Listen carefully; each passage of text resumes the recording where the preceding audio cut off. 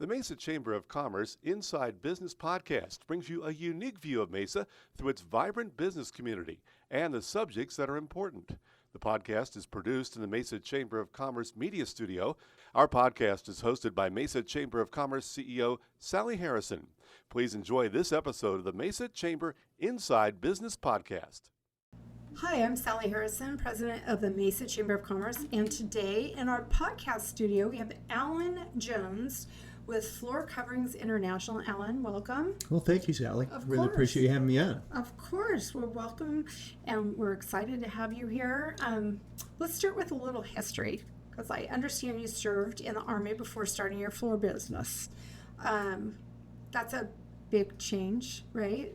What inspired you to make that transition, and how has your military experience influenced the way you lead your company today?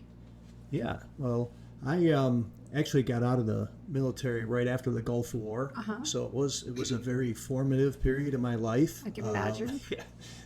Great experience. I was on tanks, very exciting part of the military, and then I had about a 25-30 year corporate career in the Fortune 500. So I think both of those things kind of formed how I look at things. You know, it's the military is very people focused, and so I find that I try and leverage that in my business. It's also very much focused on get the mission done and take whatever happens and just keep going. And sometimes a small business, you know, that's how you have to respond. Right. You know, things happen and you just have to roll up your sleeves and figure it out.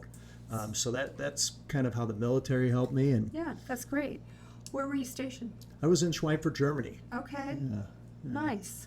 It was really a neat time, kind of before Europe got expensive. You know, back when they still had the Deutschmark and the euro and everything. You know, so it was really a fun time. What was your MOS? I was a tanker, so I was Driving tanks? I was a platoon leader. Okay. I was a platoon leader. After I went to West Point, and then I got commissioned directly. Went to Fort Knox and got some armor officer training, and went right over to Europe after that. Great. Well, thank you for your service. I appreciate it. So, talk about what it means to be part of the Mesa business community. What does that mean to you? It's been really great. You know, even from the military to my corporate career, I moved around a lot, and I had a lot of global roles. So I spent a lot of time in Japan or the Middle East and stuff. And then you come and you're able to immerse in a community where the things you do with your job impact the people around you.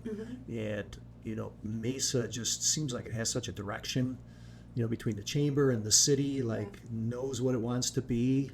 And it's just an exciting place to be. So that has been a neat transition versus a lot of the other places I've lived in the U.S. What brought you to Mesa? We moved out here. My daughter wanted to go to school out here, so and I wanted to get out west, get out of the snow, you know, like a lot of people. And so I was like, where are we going to go? And I said, let's just go where she's going. And and my wife's sister lived out here at the time, so we had some family out here. So it was That's great. kind of a great destination for us. Very nice. What's one of the biggest mistakes homeowners make when choosing new flooring? And then how can they avoid making those mistakes? Yeah, I think Google or ChatGPT. No, I mean, a lot of people just spend so much time researching stuff or listening to what friends did or somebody else did. And, you know, everybody's circumstances are different. You know, you got kids, you got pets, you're in a 2-story, you're in a 1-story. So everybody's place is different, and you really need to find somebody to give you advice on what's right for you.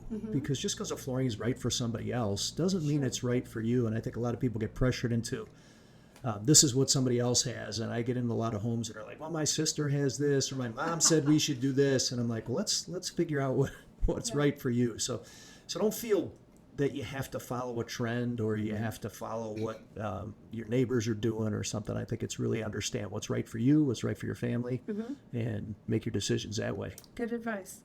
Well, living here in the Valley, obviously our climate can be tough on homes.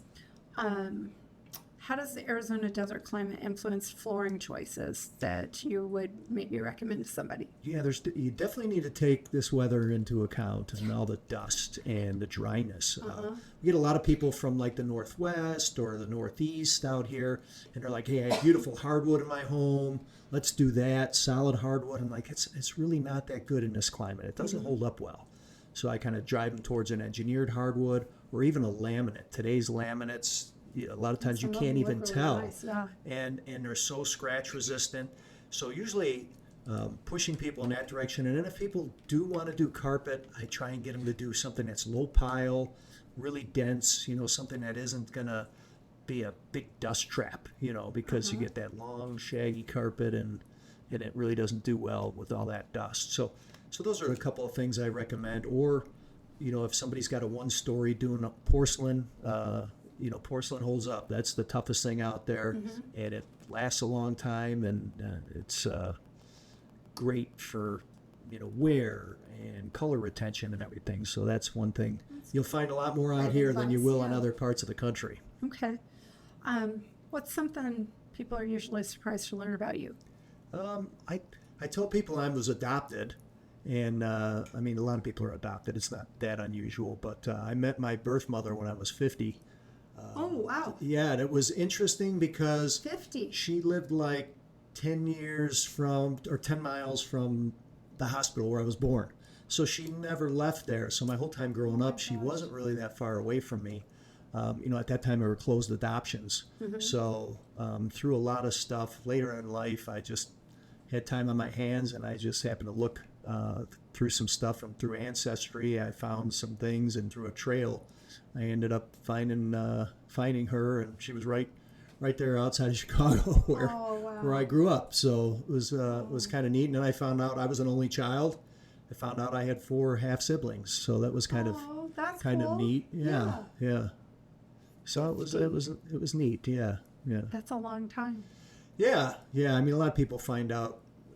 I knew I was adopted from the time I was young, but a lot of people find their birth families or stuff a lot earlier. Yeah, so it's just happened out. Found her when you did. Yeah, it was neat. It was a neat experience. That's great.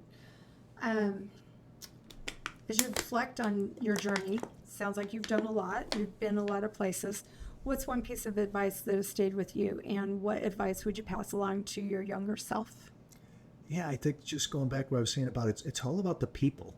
I find in my business it's flooring, but it's really about the customers and your relationship with them and your employees. When I had an engineering degree, when I first got out and I was doing all this manufacturing, everybody was talking about continuous improvement. And I was so engrossed in process and the product and the equipment and all those things that it took me a while to figure out that, it was really about the people. We had engineers that came up with amazing solutions, and they couldn't get the people on the shop floor to buy into them. Yeah. And they didn't listen to the people on the shop floor, and then nothing worked. Whereas a poor solution that was implemented with everybody's participation was so much more successful. So I've learned over time more and more that it's just all about the people. That's why we're here. That's what makes everything work. And I didn't think I knew that when I was 30 years old. Chamber is definitely a people organization. Yeah. No, I believe that too. It's relationships, right? Right. How you treat people. Yeah, that's awesome. For sure. Well, if a homeowner only remembers one piece of flooring advice from today's conversation, what would that be?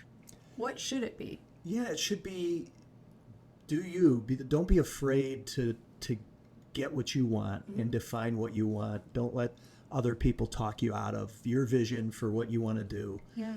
There's always somebody to say, that's not the right design, it's not the right flooring, what's the trend right now? But I think I work best with the customers. You go in there, they're very confident. This is what I want. This is my vision.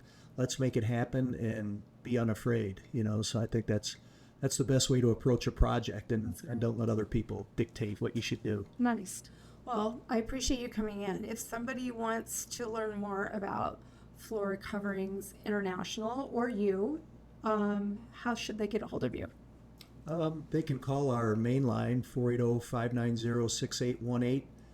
They can look at us on Facebook at Flooring Mesa or Instagram at Flooring Mesa. Okay. And we usually put a lot of information out there that's helpful to homeowners, and Great. their journey. Great. And we'll see you later tonight at Taste of Mesa. Maybe.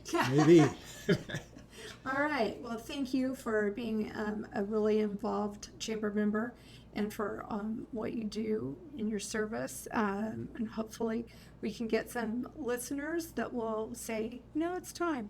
I've been talking about doing something different in my house. Right. Yeah. Right. I'll give you a call. Well, I thank you. Yeah, thank It was, you. it was great having coming on. Thank you. This has been a Mesa Chamber of Commerce Inside Business podcast. You can find all podcast episodes at iTunes, Spotify, or your own favorite podcast website.